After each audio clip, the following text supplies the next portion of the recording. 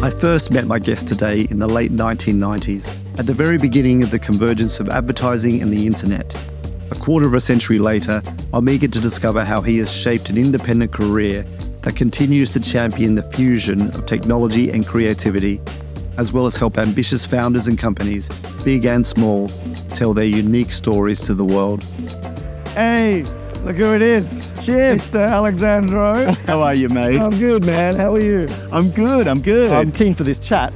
Want to get a coffee? Yeah, 100%. Let's do it. I want to hear all about your journey. Okay. I'm Shib Mathew, and for the past 20 years, I've championed the freelancer economy. The company I founded in 2012 became the UK's largest platform for premium freelance talent and reached over $2 billion in freelancer bookings. Now I'm on a journey to discover why people all over the world are liberating themselves as independent professionals in pursuit of excellence in their craft and freedom in their lives. These are the stories from the freelance revolution. Welcome to Freedom Unscripted with Paul Alexandrou. I mean, this is your office window right here. Look, I come down here, it must be a couple of times a week. A few hours, you get some deep work done.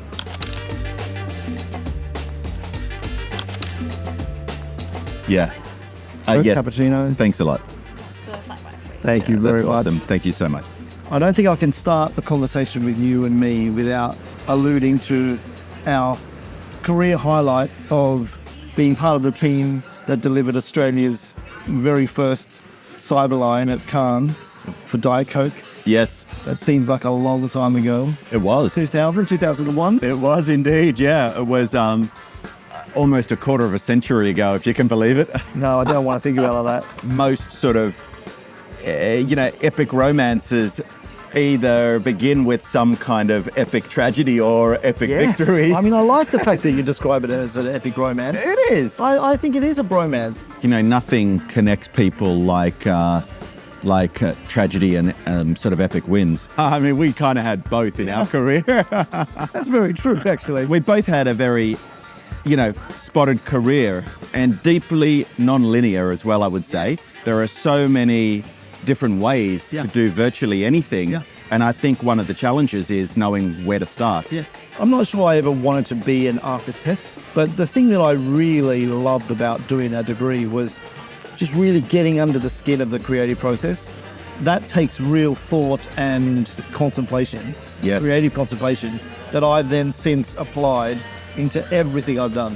What do you think about balancing the need to be a generalist and a slasher with a specialist and a niche expert in one thing? I don't have anything against people that do multiple disciplines. Yep. But if I had my choice of who I'm looking for, it's almost like a T-shape.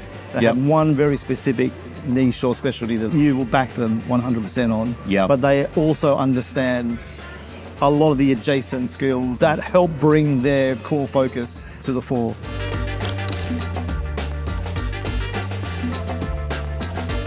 How do you tackle learning and development? One way that I'm very conscious of learning is by getting involved in companies that give me a reason to learn about a new category or a new technology. So generative AI, LLMs, finding companies that give me a reason to understand something that is beyond my skill set or beyond my knowledge base. That is one way that I very deliberately self-educate these days. I think the other way is through, I do a lot of discovery through dialogue. I'm surprised by how many people prepared to accept the well-intentioned but unsolicited advances of a stranger. If you seek advice, you might ask 10 people and one of them is going to say yes. What drew you back to Sydney? I mean, I was in London for about a decade and I really had no intention of coming back at any fixed time. And then, on a random Sunday, I just got an email about an agency back here that was doing some very non-traditional stuff, and I'd sort of hung up my agency boots, I guess. I think it's sort of true of most of my career and my journey is you have an idea about how things may turn out, and then it rarely ever transpires the way you'd hoped. I think like a lot of the biggest decisions in our lives, they sort of percolate for quite a while, and then they happened very quickly. Look, the truth is that never eventuated, but it set in motion a conversation with my wife and myself, and we committed to move regardless. Yeah. So that's been the truth of my career, is that there's been a lot of broad intention with some very unscripted opportunities.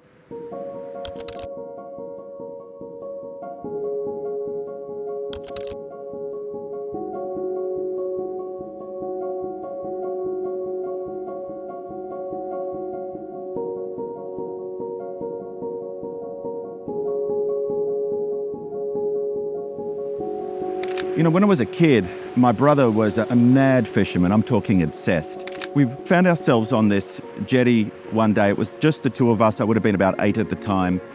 And there was an old fisherman that was sort of sitting nearby with a line in the water. And I can't remember the exact circumstances, but I recall getting my hand line in like a horrific knot. Yeah. And I was there trying to untangle it. And he said to me, throw the line in the water and the currents will sort it out. And so I did, and you know, slowly but surely the water just started to separate this tangled knot. And I think of how relevant that is to a lot of times in our life, where sometimes things that seem insurmountable just need a bit of space. And for me, this place is where I find that. I come here with a problem, I try not to meditate on it, and I try to just be present. It might not happen immediately, but over time you find that answers come, problems diminish. Yeah.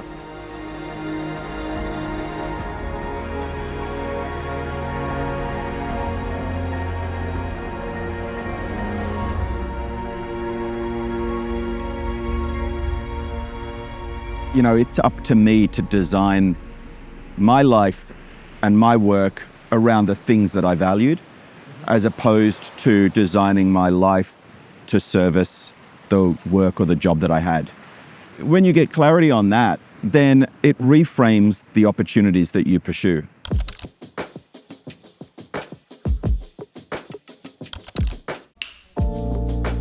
I know you to be an expert in branding. What do you think about that in terms of its relevance to the freelance game, or even why branding is so important? Wow, there's a lot to It's a big question. But can you give it to me in 10 words or less? We get hung up on the word brand as sort of a marketing artifact. But if I was to change that word to identity, it essentially means the same thing. You know, what do I believe in? What am I striving for? What do I value? Our identity, our perception of ourselves informs our actions. Understanding what your purpose is actually a really good design tool for career as much as it is for a company. In your vast experience as a freelancer, Yeah. you know, it is a bit feast or famine for every freelancer, right? Yeah, of course. Can you speak to any lean times that you might have had? Lean times are learning times. You know, when you resist that, you resist the lesson. Why is it lean? How do I get out of this? That's when you cause yourself pain. When you lean into those questions, that's where you grow. Do you know this is a learning moment when you're in the lean times, or does it take you a little while to go, okay, well, I better invest in myself right now because I'm in this situation, I'm in this period? It's pretty normal to just sort of thrash around and try and work your way through it. But there are some times, for whatever reason, the projects aren't flowing. Things just don't feel like they're on rails the way that they usually are. And you look around and there is no visibility on what's next. I think it's only when you sort of realize where you're at and then you accept that, you know, the tap's not going to turn on tomorrow. So what can I do to make the most of this situation right now? Yeah, I think lean times creep up on you, you know?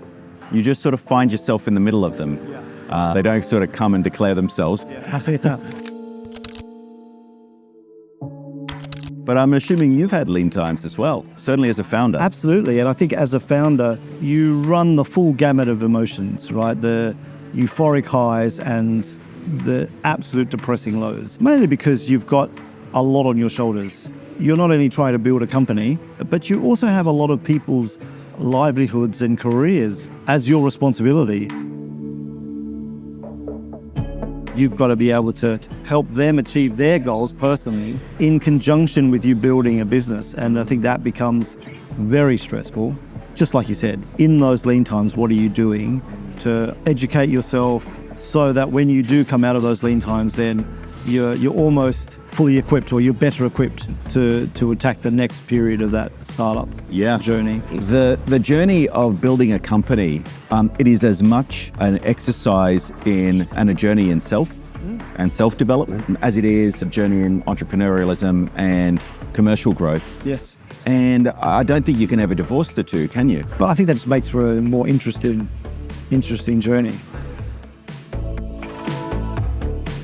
What captivates me about Paul's story is the deliberate intentionality behind everything he does. His actions and choices reflect a conscious effort to design a life aligned with his deepest values. As a freelancer and an independent specialist in his craft, he has gained both the control and freedom to view each fork in the road as an opportunity to reassess his direction of travel and make decisions that stay true to those values. It's clear to me that this freedom has truly unlocked the world for him. Thanks for watching another episode of Freedom Unscripted.